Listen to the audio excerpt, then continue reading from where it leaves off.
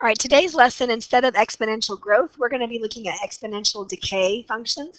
But go ahead and start with your warm-up exercises. I know there's no place on your notes for those, so just do them out to the side. Just make sure that you can do these problems because they're kind of important to the overall lesson today. So then do them, pause, and then pause and do them, check your answers.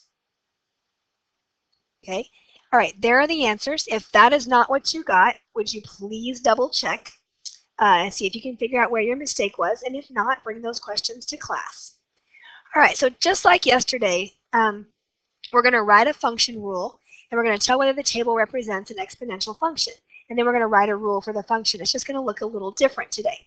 So this looks very similar to yesterday's. So as x is increasing by 1, our y is still being multiplied by 3 each time. It's not increasing or decreasing at a constant rate, but it is being multiplied at a constant rate, multiplied by 3. So that's very, very similar to what we were doing yesterday.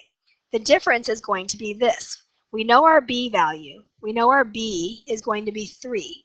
However, when we go to find our a, when y equals 0, sorry, that's a really bad circle, but when y equals 0, when x equals 0, I'm telling you it's been a long day. When x equals 0, y is 1/3.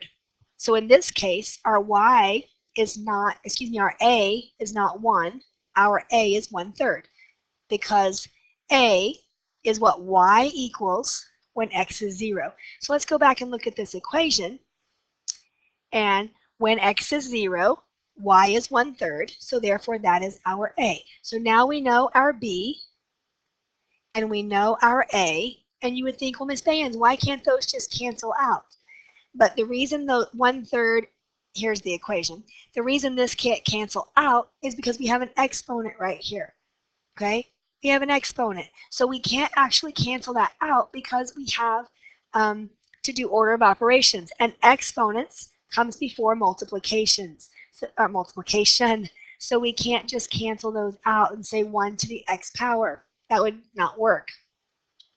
So that's exactly how we write the function rule. It's the same idea, but this time our our a is less than 1. Yesterday, our a was greater than 1. All right, so this time look at what happens here.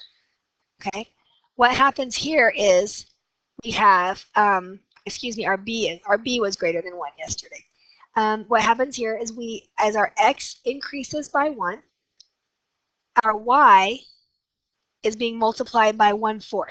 So this time, instead of having a 3 for our b, we have a fraction for our b. And this is what makes the decay. I'm so sorry. This is what makes the decay, not the a value. Okay, so here's our function rule.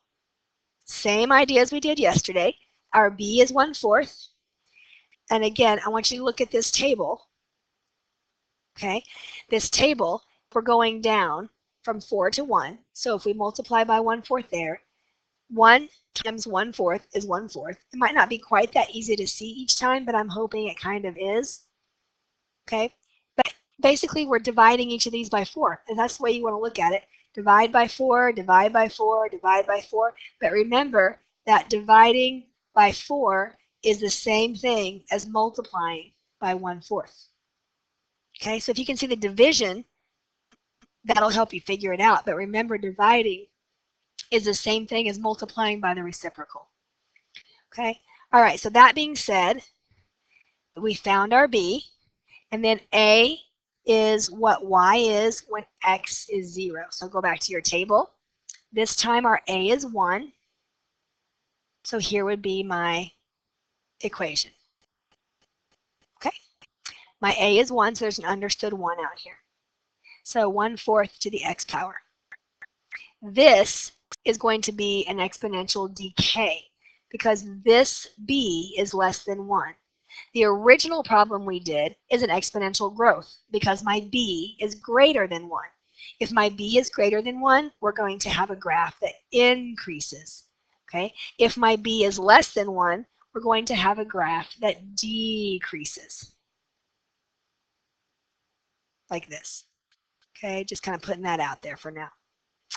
Okay, so let's do a guided practice. Pause the video and try to write the function rule for this, and then check your work.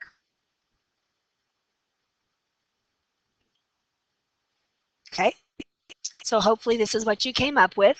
If you did not, bring questions to class. Next thing is we're going to graph. We're going to graph the function and identify its domain and range. So our b is less than 1. So what you're going to notice here is it's going to be a decrease. So here we go. We're going to put this into a table of values. So the same x values we used yesterday. So this time, that's why our warm-up exercises were this way. We're going to do 1/2 to the -2. Okay? All right, so 1/2 to the -2 is like 2 over 1 to the +2. We can distribute it through if you wanted to, and we would still flip them. Okay, so that you can do it either way. Okay, and that means we flip. So now we have 2 to the squared over 1 squared, which is just 1. Same thing idea. So 1/2 to the -2, ironically, is 4. Okay, and then 1/2 to the -1 is 2.